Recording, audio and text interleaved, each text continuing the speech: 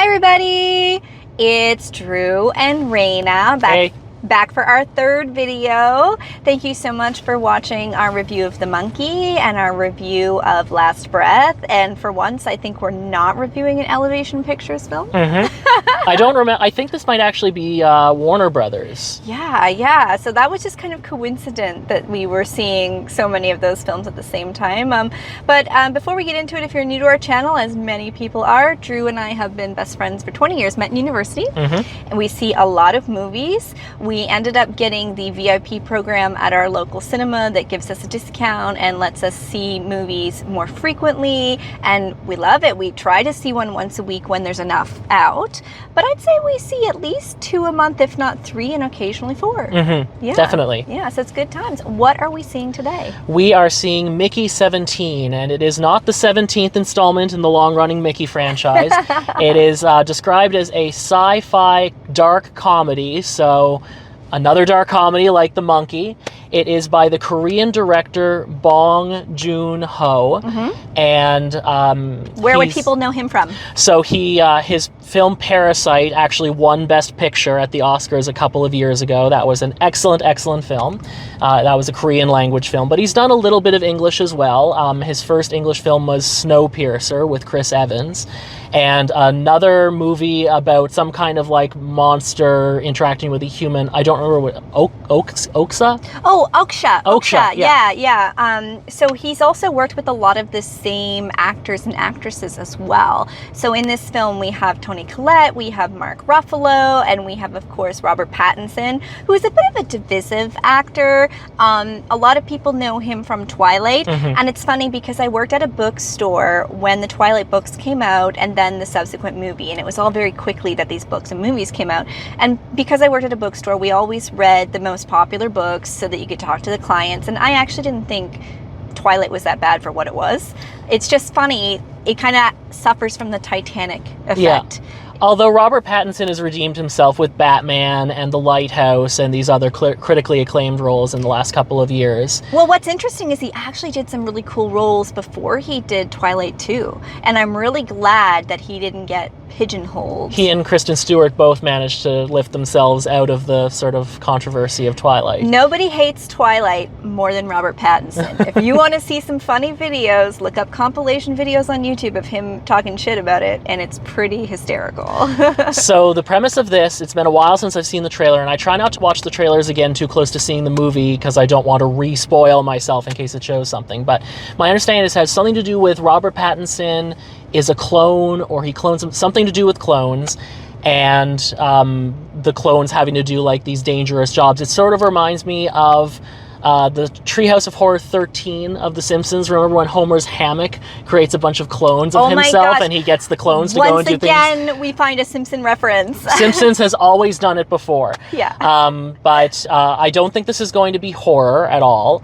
But it looks like it could be actiony. It looks like it might be a little like, he kind of looks like he might be a soldier, so maybe it's a bit of like Tom Cruise in The Edge of Tomorrow. Yeah, I don't know for sure. I've only seen the one trailer a few times, and the impression I'm kind of getting is they're trying to prepare to colonize a planet or something, or maybe they're trying to cope with pollution on Earth, or I don't know, like something's going on. So they're running all these tests on him, and I really like the sci-fi show on Netflix, Altered Carbon, where they can upload their consciousness, and it was like this whole murder mystery thing that was really cool, because you would upload your consciousness into a new clone, into a new sleeve, as they called it, but it was still your consciousness. And this kind of seems like that's what's happening, but in the trailer, I don't think it's a spoiler to say, because it's in the title, Mickey 17, number 17 does not die, so that there's like 2 of them at the same time. So something cool about Robert Pattinson as well too is he's with Suki Waterhouse, and they recently had their first child. Oh yes, which I think is pretty cool. And I like this little bit of trivia that he's actually a guitarist and composer, and he plays guitar, writes songs, hasn't put out an album or anything like that, but on many of his films he's actually done some of the composing for the soundtrack. I had no idea. Yeah, and it's Yeah. actually really good. If you go look up his music, he's very good, but he's very quiet about it. He doesn't post it anywhere. He doesn't talk about it. He's not obnoxious about it. No, but I think he is one of those celebrities who, if he wanted to moonlight as a musician, he could probably do it. He's pretty good. Yeah. So yeah, we're hanging out, and it is typical East Coast weather again tonight with bad weather, lots of wind and rain. The car is actually moving while we're here. However, we're seeing this in IMAX, and what was the turnout looking like when you got the tickets? So the turnout looked decent. It wasn't as busy as when we saw Captain America Brave New World, but it's been several hours since I checked, and maybe it's filled up a little bit more, but it's definitely better attended than our premiere screening of Last Breath last week. And I think this is still, again, an early premiere, right? This is the first day. It officially comes out tomorrow. Yeah, it officially comes out tomorrow. So this has happened to us 3 times in a row now, while we're seeing the video the night before it actually comes out. So anyway, I'm excited to see it. Once again, I'm always excited to get popcorn, and I will yell at people if they talk in the theater because I enjoy watching the movie. And Droo is forever patient with me when I recognize someone and don't know who they are, and I lean over and I'm like, where do we know this person from? But this is Droo and Raina. We're going to go watch the movie now. We're excited to come back in a couple of hours and let you know what we think.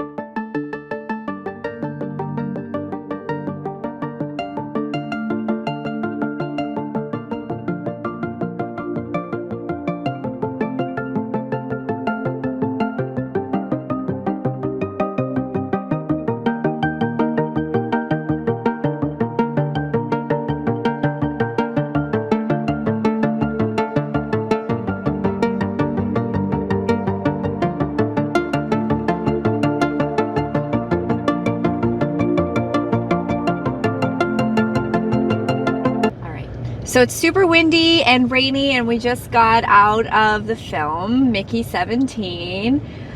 That was something. That was very extra. Extra is a great way to summarize it. I think if you like his other films, you will like it. It's got elements of his other films. So there's dark aspects like Snowpiercer, and even some of the cinematography reminded me a little bit of Snowpiercer. I actually didn't see Snowpiercer, so I can't really comment on Oh my god, really? Yeah. It's brilliant. It was like a genre-bending film for its time. Yeah, I remember hearing about it when it came out, but I wasn't going to the movies as often back then as I am now, so... Yeah, okay, so that is one you should watch. It's disturbing in a good way. Okay, so it does remind me a bit of that. In terms of the wacky characters and dialogue, it does remind me of Parasite in that regard, like just kind of the weird shenanigans that family get up to. This is definitely weirder than Parasite, though. It's very weird. So it is much more sci-fi. Like, I thought that it was maybe going to be more on the ethics side of like the cloning or human printing or whatever, and yeah, it was kooky. And I found that Robert Pattinson, he is a bit of a chameleon. So when you think about the different roles he's done, he doesn't really stick to one type. He does a lot of stuff. And he had this weird accent, and you had a good comparison. Yeah, so he doesn't use the regular Robert Pattinson voice at all. It took me a couple of scenes while I was watching, and I was like, he sounds exactly like Miranda's boyfriend Steve on Sex and the City. Yes, and it's so true. So he kind of had this like New Yorker accent like this. And there were times when I found him kind of gross, and I was like, I can't believe this is Batman. And I can't believe this is Edward. He definitely does not sparkle in this movie. No. And he looked a lot younger because he's the same age as us. And I don't want to say Hollywood young. Like, I don't mean that he had work done or anything. I think he just came across very young to me. It was very weird. Well, the character's very naive. Yeah. Well, there's something childlike about Mickey 17. Yeah. So you get to meet all the Mickeys. And that is where he's really showing some of his acting chops, which is funny because it is a bit of a sci-fi comedy kind of thing. But he does have like all these sort of different personalities for the different Mickeys. Yeah. So that's kind of cool, even though they're meant to be the same person. You can tell when it's a different Mickey, which I thought was cool. The rest of the cast was great. Mark Ruffalo is spoofing someone famous in this very clearly. It'll only take you about 30 seconds to figure out who. He's got the mannerisms down. He's got the way of talking down. The overinflated sense of his own intelligence and capabilities. Yeah, he's kind of like a masterclass lately in doing these off-the-wall characters. Well, his performance in this was not dissimilar in my mind to his performance in Poor Things, in that he was not afraid to look ridiculous. He was not afraid to be unappealing to the maximum. He leans into it, but it works. He sells it. And when I think of like the Mark Ruffalo we grew up with like 13 going on 30, and then you get into like the Avengers and stuff, very serious actor. And even when he's doing like a romantic comedy, like he's got that charm about him. And he's not afraid now to play like the slimy, disgusting, egotistical villain of the movie. And my favorite gif of all time is still from Poor Things when he gets slapped. Ow. And he takes just a beat too long to say, ow. And I want to take a moment to talk about Toni Collette, because she is in this, and this is the opposite of her performance in Hereditary. This is over the top, insane, very broad character, and similar to Mark Ruffalo, she is not afraid to look ridiculous in this movie. She's all about the sauce. The sauce, yeah. Which will make sense when you see it. Actually, all these funny little tidbits about the character is part of why I like the director's approach to this, because he does give all the characters all these funny little unique aspects to them, these little tiny backstories that don't necessarily add to the story or the plot, but they're just fun for the viewer, like fun and ridiculous, like these weird little Easter eggs. I did read that the director often uses a translator on set, that he does have sort of conversational English, but he does prefer to have a translator with him. And his translator actually wants to make a movie about what it's like translating for stuff like this, because she translated for him at the Oscars, which is cool. But I think it's really a testament to his skill that even with a language barrier, he's consistently directing really good films. And he got some really good performances. Like there are times where the acting does get serious. Again, no spoilers for this, but towards the end, a lot of the characters really get a chance to act. It's not just wacky hijinks and over-the-top mannerisms. In the beginning, like, because you know that Mickey's die, that's not a spoiler because we have to get to Mickey 17, right? And so even some of the different Mickeys dying, I felt really sad for. Like, I felt there was a couple times at the film where I was like, man, I hope this isn't going to be like a drag of a film. I don't just want to like keep getting attached to a Mickey and then watch him die. And I did wonder if the name Mickey, if there was a reason behind choosing Mickey. Yeah, well, I mean, it said on the screen at the end it's based on a novel, so maybe there's a reason in the original book. Oh, I didn't realize that it's based on a novel. That actually I wonder if the novel is as zany as that was, though, or if the director took it in a different direction. The same way that, like, the Stephen King short story, The Monkey, is nothing like but you know what? the movie turned out. I could see this being zany for, like, teens or young adults. Like, I could see a book being like that. But that's really interesting. I didn't realize that. I also want to give a shout out. We haven't mentioned the female lead yet. Naomi Acki, I think is how her name is pronounced. I spent half the movie being like, she's great. I've seen her somewhere before. Where was it? It was in last year's Blink Twice. She was the main character in that, and she was phenomenal in that as well. Very interesting character in this one as well. A bit more down to earth than some of the other characters, though. I really found that you know, anytime you have a sci-fi movie, there's a bit of world building and lore building. And I was super interested in it. And now that I know it's from a book, I think that makes it make a bit more sense about how rich it was. Like, there was a lot to it because you've got these politicians and their backstories, and you've got the colonists and their backstories. And it was very rich. And even without getting every tiny little detail, like, this isn't Star Wars. You're not getting, like, the whole history of the Republic or something. You still understand it enough that you're invested in the story. Like, at the same time, though, there were a couple of plot points. Again, I won't mention specifically what they are to avoid spoilers, but there were a couple things, like with Steven Yeun's character, some side stories connected to him that I was like, did this really need to be in the movie? Did this really add anything? Yeah. The scenes weren't bad, but I'm not sure that side plot needed to be in this. Yeah, there was a few little side things for sure. And the other female character, Kai, I think, that whole thing too. I'm not sure that character really went in. anywhere for me. Yeah, I do kind of wonder if there was maybe some scenes that got cut, because now that you say that, a couple things were a bit fragmented. Or maybe a sequel. I don't know if there's a sequel book or if they're planning a sequel, if there isn't. It felt like something that could easily spin off into a TV show. Like, I remember Warm Bodies, that spun off into a TV show called iZombie, and it just took the premise. It didn't have any of the original characters, but it took the premise of like, oh, if a zombie eats these brains, they take on the memories of that person and they have their traits and stuff, and then they become more human. Like, it ran with that whole idea, and it made a whole TV series. This feels like it has that kind of a potential, and he did do a movie for Netflix, Oksha, and that had a lot of zaniness and zany characters too, and was also very like kind of world building almost. I do want to put in a warning. So a friend of mine is extremely sensitive to any kind of animal cruelty in a movie and does not want to see that, so often appreciates a trigger warning. There is some cruelty to animals. I'll use the word creatures in this, that I wasn't expecting it to go as hard as it did and as sad as it did in some ways. So if you're sensitive to depictions of creatures being sort of harmed, there can be some triggering stuff. I had to remind myself they weren't real a few times, because I was like, oh. The creatures look a bit like tardigrades, and I have a special place in my heart for tardigrades, and I even have a tardigrade plushie. But nothing can kill them. No, so you're good. But yeah, it was fun. I think we saw it on IMAX. I don't know that it's necessary to see it on IMAX, but I do think it's a fun film to see on a big screen. The final sequence was big and epic, and I did appreciate it on the IMAX screen with the IMAX surround sound. And we had a packed audience. Yeah, I was really surprised. Like, this movie seems so off-kilter and artsy and non-mainstream that I was really surprised that our theater was as full of as many people.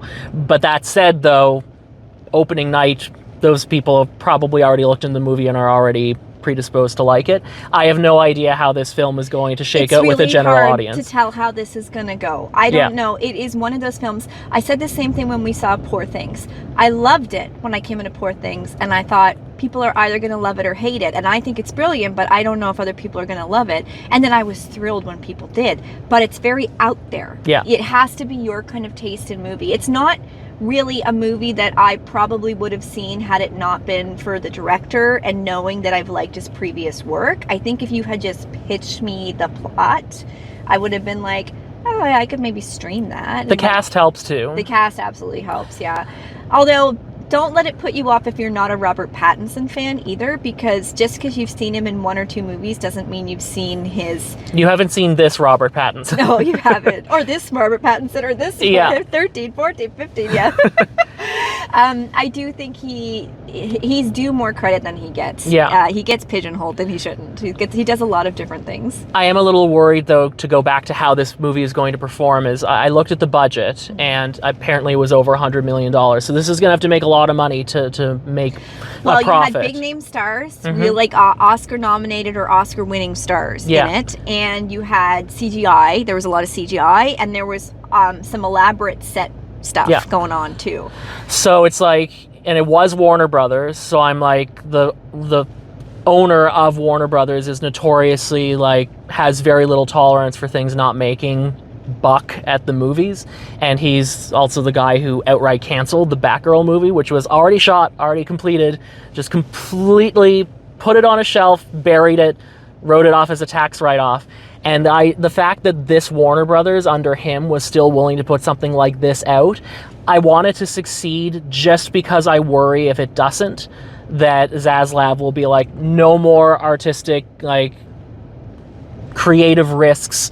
It's all going to be sequels and very safe stuff. Yeah. And I just, even though this wasn't my favorite movie I've seen this year, I do hope that it is successful, just so that Warner Brothers continues to make stuff like this. It's a really good point. Like, I like variety in my movies. Like, don't get me wrong, I am a Marvel girl. I like the superhero movies, but I've definitely gotten a bit of superhero fatigue.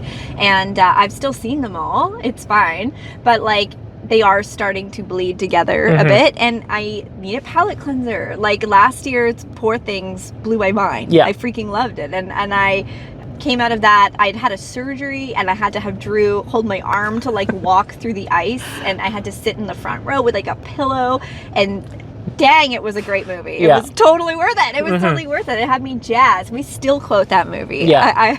I have to go punch that baby. I must punch that baby, yes.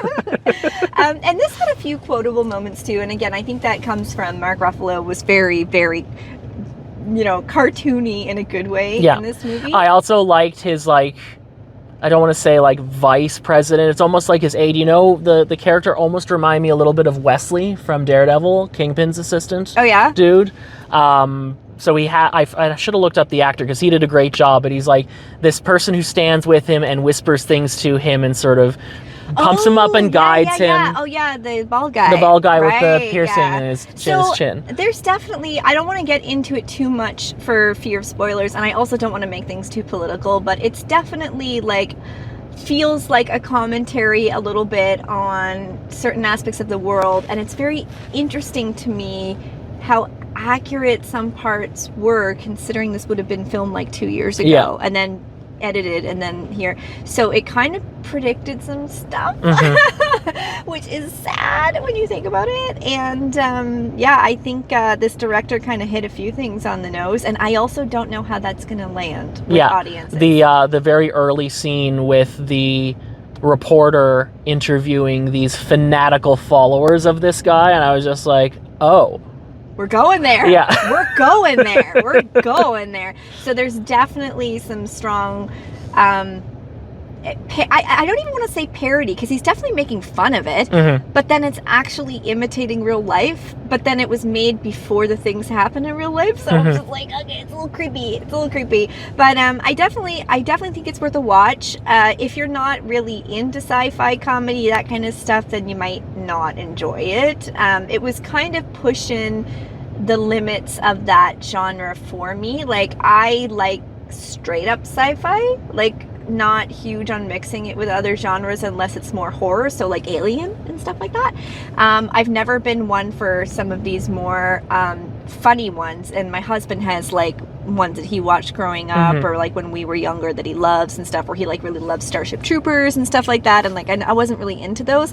So, like, if that's not your bag, you might not really enjoy it, but I think there's enough in it of sort of more of a general drama with a little bit of drama, a little bit of romance, bit of action, you know, funny, sci-fi. It's got a blend of a little bit of everything, so I think it will appeal to most people, you know, unless there's something very specific that you dislike. Like you said, like knowing that there's cruelty to fake animals, you know, that might be a deal breaker for some people, and some people just hate Robert Pattinson. Or some of the political undertones. And the political undertones, although I will say it is done in a very good parody way. It's not like they're trying to moralize you and beat you over the head. And I will criticize one thing. Towards the middle of the movie, I started to think to myself, okay, what is this about? Where is this going? What are they doing? It seemed for a time like they were just kind of careening between these ideas, and I was like, I don't know what this movie is supposed to be about yet. And then that it really solidifies towards the end. You're like, okay, now it's about something quite specific, not just going. It took a bit to get there. Yeah. And maybe part of that is editing and stuff where context were missing from the book or something. But I also felt that way. Like, in the beginning, I was like, okay, this is interesting. Like, it's like a character study. Like, I'm having a good time figuring out the different Mickeys and, you know, the implications of cloning and the history of how we got to the point that we're on a spaceship. Like, I did find all that interesting, but it almost felt like a TV show. Like, this could have been an episode, this could have been an episode, this could have been an episode, as opposed to a movie. Yeah, like, there were certain subplots of the movie or portions where I was like, this almost feels like a filler episode of a broader TV series. Yeah, like a Monster of the Week X-Files episode. Yeah, or Supernatural. It gave me some Supernatural vibes, just more on the sci-fi end of things, but it did remind me a little bit of Supernatural at a few points. Yeah. So none of this is really bad, but I think it could have benefited from a bit tighter editing. That being said, because I don't know the source material, it is kind of hard. Like, there might be some reasons why certain things were there, and they could be trying to set it up for future installments. People who have read the book might walk out and be like, they covered everything, they did that exactly faithfully to the book, great. But for someone like us that hasn't seen it, again, there were parts where I'm like, what are they doing? Where is this going? What is the point of this? Yeah. But there is a point that something clicks, and then it's about this thing, and it maintains that all the way through to the end, and that stuff was great, I thought. Yeah, me too. Yeah, I agree too. And I just really liked Robert Pattinson's multiple portrayals of the different versions of Mickey. And I don't know how they shot it, because there's a lot of scenes where the two of them are interacting with each other and with other people, and that must have been difficult to shoot. I am curious about the behind the scenes of how they do that, because often they use a stand-in. Yeah. And I remember for the Facebook movie, Army Hammer, they had him superimposed his face on a stand-in, so that he was having, like, he was acting the two things, and then they kind of spiced it together. So, but man, however they edited that particular part of it, it was done very seamlessly. Yeah. Because it wasn't a lot of the tricks where they're like, you're seeing the back of someone's head and he's talking to himself, and that's no, it's the probably two of them it's face the two on. Of them, they're fighting, they're doing other things. Doing other things. Oh, there were so many times I looked over at you and I was like, this is so cringy. Like, I just go like, ah. And you could hear people in the audience, and it was like, I would say 75% male, which I wasn't super expecting. I don't know, I guess I kind of thought, like, I could see a lot of guys turning up for Batman, Robert Pattinson, but, like, he is still kind of like, this is Cedric Diggory and this is Edward Cullen, so I don't know, I guess I thought I would see more women in the audience, but there was not many of us women in the audience, which is fine, because he was kind of gross in it, but... Yeah. But anyway, it does, I feel like there's a few Easter eggs for different similar sci-fi series. Like I mentioned Altered Carbon in the introduction. I feel like there's a few nods to that, and like just other different, I felt like there was a few Matrix nods in there and stuff. So just like little nods, tip of the hat to the genre. And I feel like Mark Ruffalo is firmly in his Jim Carrey era. Like he's got like an elastic face right now. He's just doing ridiculous stuff, and I'm here for it. Very similar to Nick Cage, who I'm not the biggest fan of, but who seems to be having a rocking good time doing every movie that comes his way. Yeah. So, I guess at the end of it all, what would you rank it out of 10? So I've been thinking about this the whole time we're talking, and it's tricky for me because I feel like I want to rank it like, here's an average for the film, but then here's my personal taste. Like, I don't know, like on my personal taste, it's only about a 7, but it is a well-made film. Like, I feel like the only negative part was the timing and the editing, like we said. So maybe I bump it up to a 7.5 to give credit where credit's due for like the good actors and stuff like that. It just wasn't something I'll probably watch again. Like, it's not something that when it comes to streaming, I'm going to go watch it again. Well, eventually we'll have one of these videos where you and I disagree, but I'm kind of at a 7 as well. Okay. But I'm at a positive 7. I'm not a 7 where I'm like, it was all right. It was a 7. I'm like, it was a 7. Yeah, it cheered me up. It was a fun thing to do on a Thursday night. Yeah. I laughed a lot. Just could have been tightened a little bit. Little bit. And they often say movies are made in the editing room, right? So. And the music was a little quirky. I'm not sure that the score always worked for me in that movie. Yeah, occasionally it was distracting. It was fun at points, but it did get a little distracting. It was a bit of a chaotic, messy movie, and I think it was intending to be that way, but at times it was overloading because it was like that, and you're trying to keep track of things. Yeah. So, but like first impression, it was still fun. It was fun. It was crazy. There's other movies I've liked more. Yeah. And I don't know that it would have done this well if it had been different cast. If it had been like a lot of people who aren't quite as A-list. And the prestige of the director of Parasite. I believe this is his first film since that. So you do a project that's as successful as Parasite ended up being, Hard to follow it up. winning Best Picture as a largely Korean language, or I think it was entirely Korean language Yeah, film. it was. Yeah. It was subtitled. Yeah. Yeah, so I think it is hard to follow that up. And you can't go into it expecting it to blow Parasite out of the water. Parasite was kind of like a once-in-a-lifetime experience. But you got to give him credit for taking a big creative swing so immediately after a big success like that. It would have been so much easier and safer for him to say, I'm going to direct Thunderbolts or something like that, right? Yeah. But it was fun. I think it's worth a watch. I do think it's worth a watch. It was fun. It's just not my favorite one we've seen this year, but there are plenty more movies to come our way. What else are we thinking of seeing in the future, Drew? Well, I want to see Seven Veils, but it's not playing in a convenient location for us. Hopefully that expands. It seems limited right now. Yeah, I love Amanda Seyfried, and that looks like it could be a thrilling Woman in the Yard, one. too. Woman in the Yard I want to see. I want to see Sinners when that comes out. Oh my God, Michael B. Jordan. Michael B. Hatch. How can you be that pretty and that talented at the exact same time? It's not fair. I can't wait for that. We're not trying to be a horror channel. It just turns out that a lot of horror movies are coming out this year, and we both really tend to like horror. But we're not going to be a horror channel, but you can expect that if there's a good horror movie out, we are going to see it, and we're probably going to review it. And you know what? We're going to go watch Thunderbolts. Mm-hmm. You know, we do enjoy the Marvel films. We saw Captain America before we started this channel, and I just felt like, it's got so much going on. So many people are reviewing it. Maybe we won't start with that one. It's hard to compete. But speaking of, thank you very much to the few people who have been subscribing. You know, it is very humbling experience to have this kind of support from friends and family and then strangers on the internet. So thank you. I have a really popular channel on my own, and it's been a weird thing to start over. From scratch again. I have like over 700,000 subscribers over there, and now we're just like, yay, 15. Yeah. You got to start somewhere, right? You got to start somewhere, yeah. But I do have a toddler waiting for me at home, so I think it's time to get going. So please like and subscribe. Give us a comment. We would really love to hear what you think about these movies and our reviews. If you have any questions, are you planning to see it? Did you see it? Did you like it? And what else do you want Drew and I to watch? Yeah. All right, so we'll see you in the next one. See you at the movies.